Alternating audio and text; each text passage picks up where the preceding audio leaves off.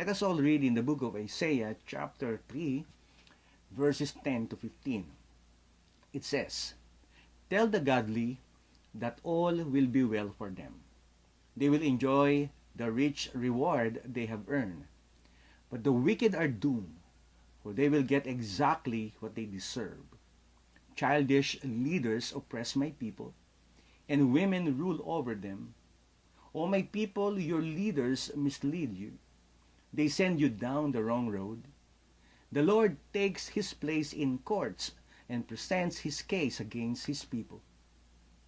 The Lord comes forward to pronounce a judgment on the elders and rulers of his people. You have ruined Israel, my vineyard. Your houses are filled with things stolen from the poor. How dare you crush my people, grinding the faces of the poor into the dust, demands the Lord of heaven's armies."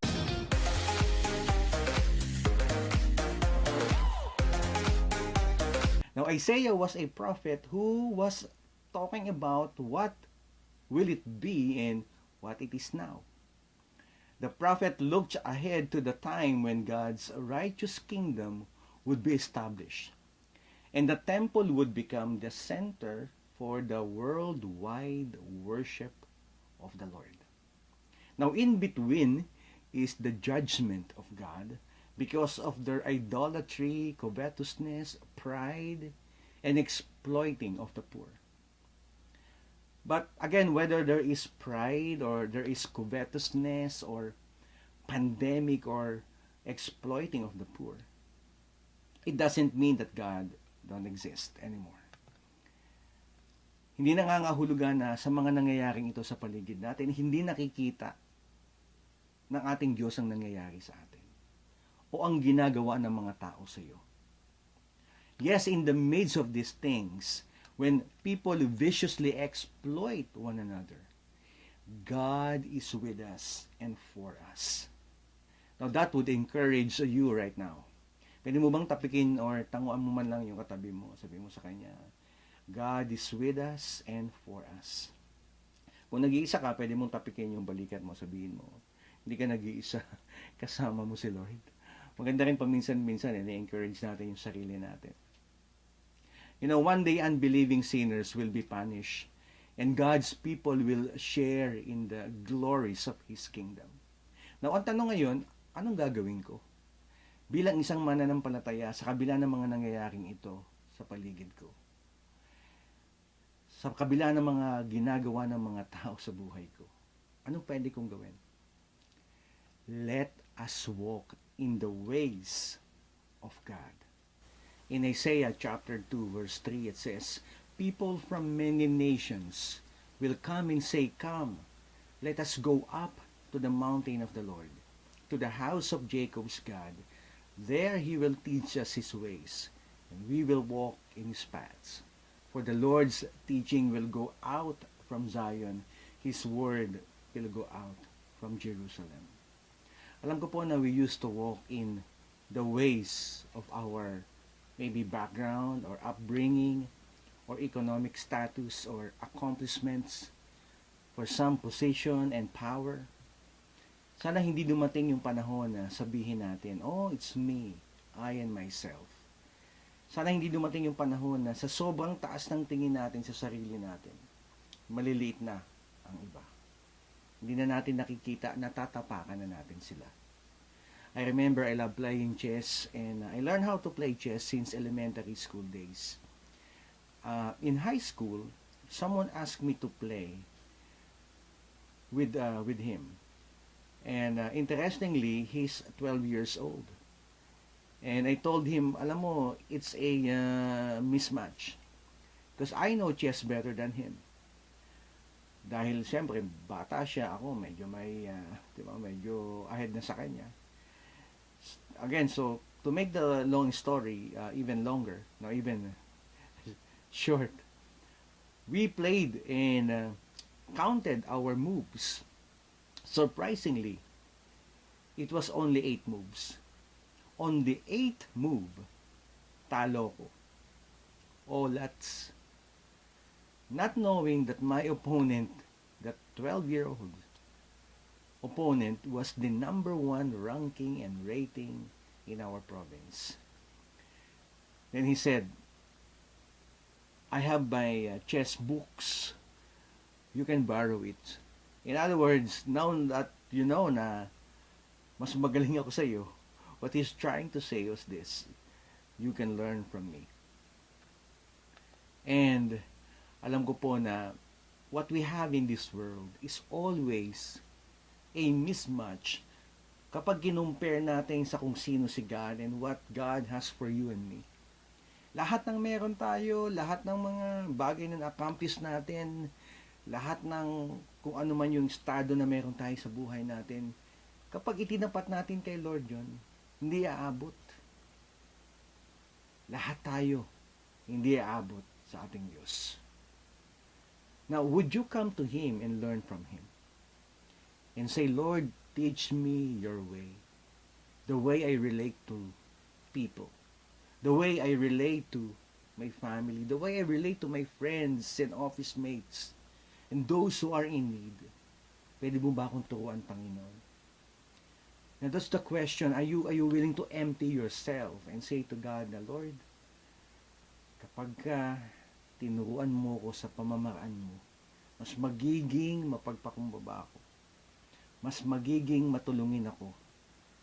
Mas lalo kong maaabot yung mga tao na gusto mong abutin ko o tulungan ko. Another thing is, let us hold on to God. In Isaiah 2:22, it says, don't put your trust in mere humans. They are as frail as breath. What good are they?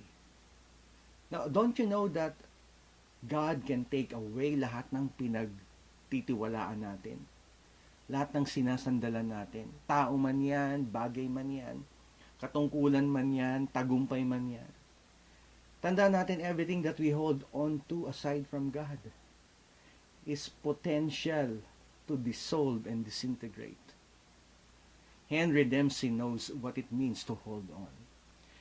Isa po siyang pilot, no? He was a pilot on a small commuter flight from Maine to Boston in the United States. And one time, nung nag-take off sila ng kanyang co-pilot, meron siyang narinig na noise in the back of the plane.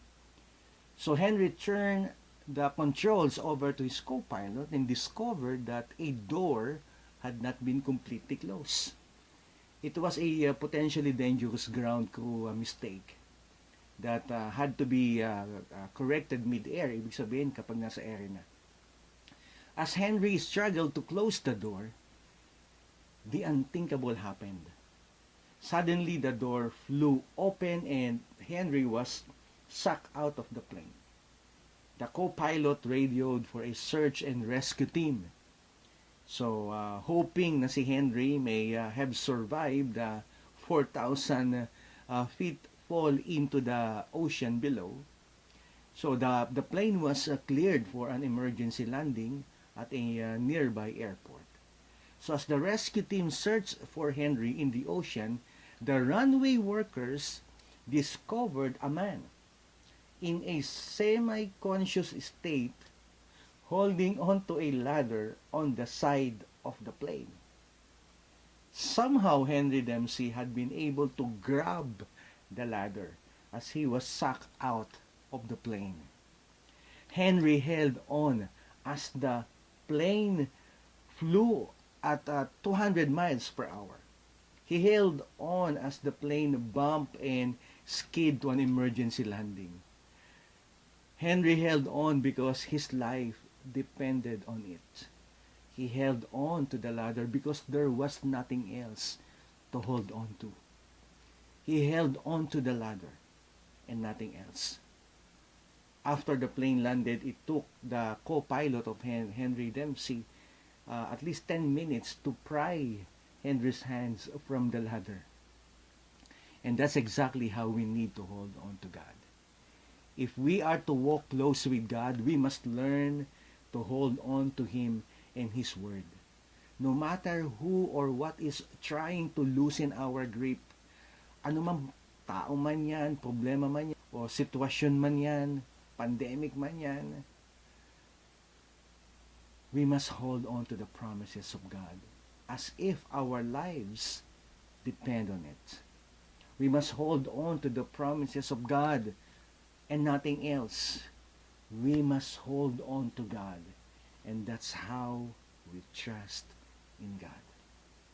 Now, do you want to be blessed with favor, with healing, with breakthrough, finances, love life, career?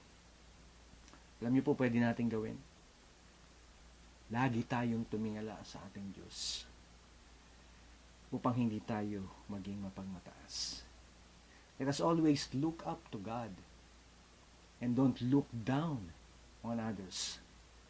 Kasi alam niyo po, anumang meron tayo, anumang meron ka, gamitin mo sa kalwalhatian ng Panginoon. Anumang meron ka, gamitin mo sa kaharian ng Panginoon. Anumang meron ka, sabihin mo, hindi ito para sa akin, kundi para sa layunin ng Panginoon. Kung titignan natin ang lahat ng bagay na meron tayo, ito ay isang bagay o oportunidad upang patuloy na maitaas ang ating Diyos sa ating mga buhay. We are blessed when God is exalted. Dalangin ko na ang layunin natin sa ating buhay ay hindi maging mapagmataas, hindi mang-apak ng iba upang magkaroon ng mataas na posisyon. Dalangin ko na ang layunin natin at naisin natin sa ating buhay ay itaas ang ating Diyos. At ang pagpapala ay susunod lamang sa bawat isa.